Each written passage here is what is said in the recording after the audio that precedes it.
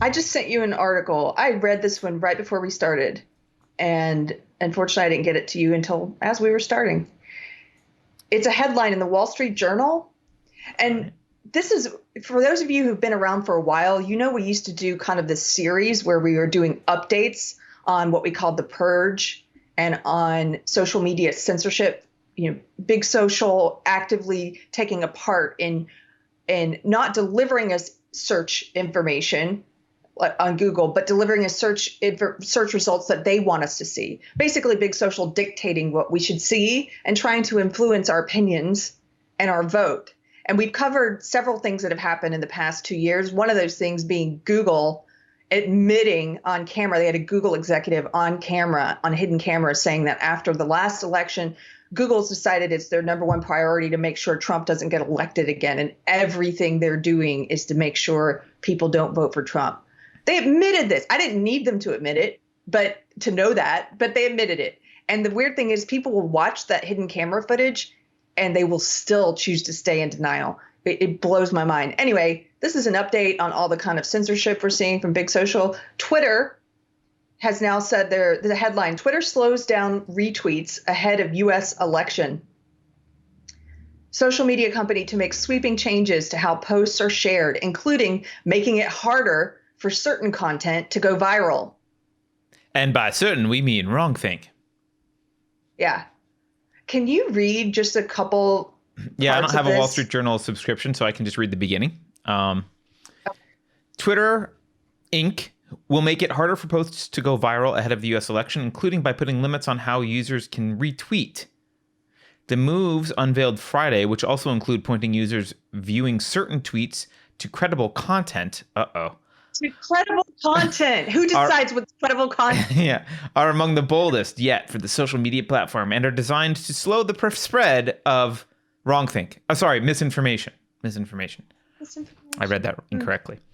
Where users previously hit a button to reshare or retweet items, they will now be directed to a screen that won't. Oh my God. This is by the way, just from a business engineering perspective, this is the worst. We've added steps so that you can't do the fundamental thing that makes our platform valuable. Yes. They will now be directed to a screen that will encourage adding commentary before resharing posts. If users don't write anything, their post will still appear as traditional retweet, but the change adds some extra friction in the process. Yes, it does. Twitter will start experimenting with this change for some users later on Friday, and we'll roll it out. I don't know. I think this is stupid, but is it just doing it for certain? I'll be curious if they're just adding this interstitial to all retweets, which I would say is not ideological. I mean, it might be motivated by ideology, but isn't an ideological move, or if they're just going to have the interstitial for tweets that are wrongthink tweets, which is what I suspect will happen. I suspect the same. They're going to, of course, this is going to be ideological based on everything we've seen from them and the other social media companies over the past 4 years. They target conservatives. They also target liberals who are not woke. They target anyone who supports the president and who has a following or grows a following, just based on the past, based on the people we know. They've permabanned, like our friend Mike Harlow, for no reason. They're going after wrong thinkers. There's no way they're going to apply this across the board. I cannot see that happening. Yeah, so, I don't. There we go. Anything they don't. Trump's retweets will have an interstitial, and anything Kamala Harris says will be. There'll be a prompt. Do you want to auto retweet Kamala Harris? Yes.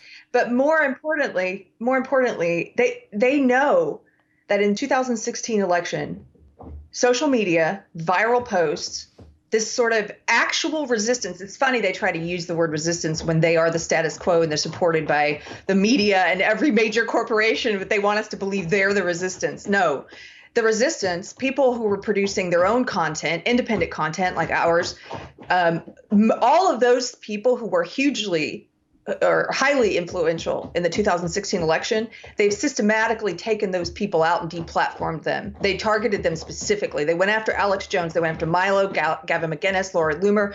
They took all of those people down. They went after Paul Joseph Watson. They've tried to remove them from every major social media platform in advance of this election. And then what's happened is there are new voices cropping up. And so what have they tried to do? They're trying to cut those people off at the knee before they can accrue the large following that those wrong thinkers from 2016 had. So they preemptively ban people like Mike Harlow because they can see that he's going to go big. Like that, this is what they're doing. And now they're basically saying, who do you think they're going to target with this? Who's retweet? It's anything that has the potential to go viral and be damaging to Joe Biden or to produce a groundswell for Trump. They are doing their best to fight the meme war by censoring who gets to do memes, by censoring that kind of viral content. And I wanted to talk about this because I know many so-called liberals who I can recall several times in the past 4 years supporting this increasing censorship from Big Brother. I'm thinking of one guy in particular who, when Alex Jones was first deplatformed from every platform except Twitter, and then Twitter followed suit, he was circulating a petition to try and get him, hey, it's not good enough that he's banned from every social media platform. Let's get him off Twitter too. And I remember asking him at the time, like, do you really consider yourself a liberal? You're supporting censorship. I'm thinking of those people right now. I'm thinking, you are responsible for this. And you're not behaving like a liberal. You're behaving like the sheep in Animal Farm who are easily manipulated by authoritarians, by power-hungry authoritarians. You're not the resistance. You're not liberals. You're asleep, and you're doing the bidding of those in power. I don't know how you sleep at night. I also think, are you so short-sighted that you can't see down the road, that you honestly think that you're okay with this happening when it targets people that you don't like or people you think you don't like, and you can't imagine it ever being turned against you and being used against you? You're blind. So that's why I hate democracy. I'm sorry, I'm on a bit of a rant. It's a great rant. I totally agree. This is why I hate democracy. Most people are. I know that people don't like when you say sheeple or whatever because it sounds trite, but yeah, most people are just sheep, and they're easily manipulated. And that includes the hashtag resistance. In fact, they're some of the easiest to manipulate. So yeah, I'm tired of it, and I don't want those people voting against my rights, which they do regularly. So they are the argument against democracy. That's all I have to say. But all of those pink pussy hat wearing it's the resistance, brought to you by Citibank and McDonald's. The Resistance Incorporated. I know. If an alien came down, they would be like, "Why are they all wearing the same uniform?"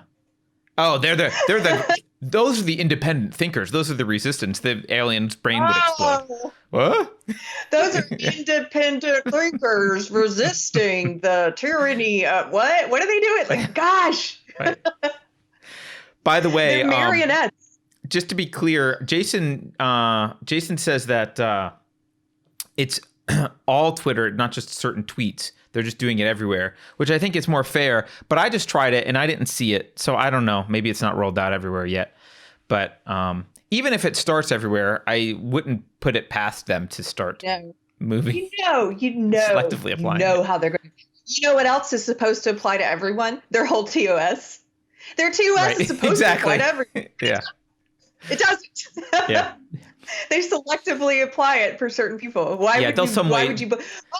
Oh, thank you. You're applying this to everyone. Unlike your entire terms of service, you're gonna be fair on this one. Yeah, right. Yeah, they'll find some way to selectively apply it, even if it's meant for everyone, I'm sure. But yeah, I mean, we talked about what Dick Costolo said the other day, the former CEO of Twitter. I mean, he was the guy that was literally saying the capitalists should be taken out and shot. This is the ideology of these people. The stop thinking that big companies are necessarily pro-liberty just because they like making money.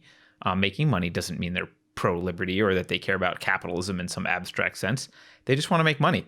And frankly, getting in bed with the government and having one giant government insured monopoly and a revolving door between you and regulators is a great way to make money if that's all you care about.